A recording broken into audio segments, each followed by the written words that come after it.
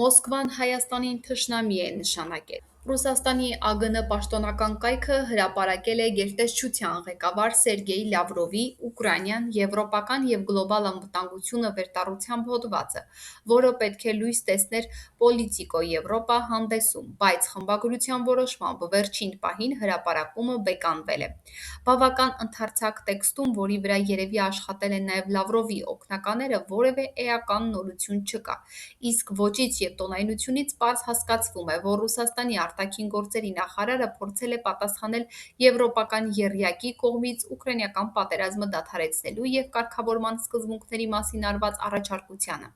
բայց ակնհայտորեն մնացել է քարոզչական նույն կաղապարների տիրույթում, որ տասնյակ անգամներ հնչեցվել են ՌԴ նախագահ Վլադիմիր Պուտինի կողմից։ Լավրովի հոդվածի հիմնական ասելիքը սահմանված է կարճ. «Ռուսաստանի և ՆԱՏՕ-ի ռազմական բախումը անխուսափելիորեն կհանգեցնի միջուկային առճակատմամբ»։ Ռուսաստանի արտաքին գործերի նախարարը այդ կանխատեսումը, ավելի ճիշտ սպառնալիքը հնչեցրել է՝ ի ցույց դնելով Եվրամիության և ՆԱՏՕ-ի մի քանի երկրների միջուկային հովանոց տրամադրելու Ֆրանսիայի ծրագիրը։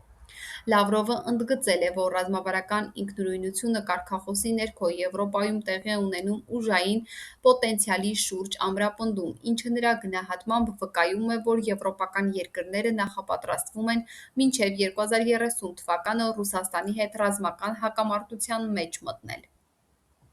Միասնական Եվրոպան շարունակում է նվաճողական երազանքներ ունենալ, մտադիր է յուրացնել Ուկրաինան և Մոլդովան, իր ուղերձում ձգտել նաև Հայաստանին։ ՆԱՏՕ-ն ծավալվել է դեպի արևելք՝ կլանելով Ֆինլանդիան և Շվեդիան, ընդհանրացրել է ՌԴ արտաքին գործերի նախարարը։ Ակնհայտ է, որ Լավրովի հետ բանավիճելու կարիք չկա։ Այլևս անիմաստ է վկայակոչել, որ ՆԱՏՕ-ն ոչ թե Ֆինլանդիան և Շվեդիան կլանել է, այլ Սկանդինավյան երկու չեզոք երկրներ ստիպված են եղել դաշինքին անդամակցել, երբ Ռուսաստանը Ուկրաինայի դեմ պատերազմ է սկսել, իսկ Հայաստանը ձգտում էր Եվրոպային, քանի որ ՀԱՊԿ-ի անվտանգային հովանոցը նրա տարածքային ամբողջականությունը չի պաշտպանել։ Իրավիճակը պետք է գնահատել սթափ։ Ռուսաստանը Հայաստանին թշնամի է նշանակել, և առնվազն Վլադիմիր Պուտինի իշխանության օրոք այդ գնահատականը չի փոխվելու։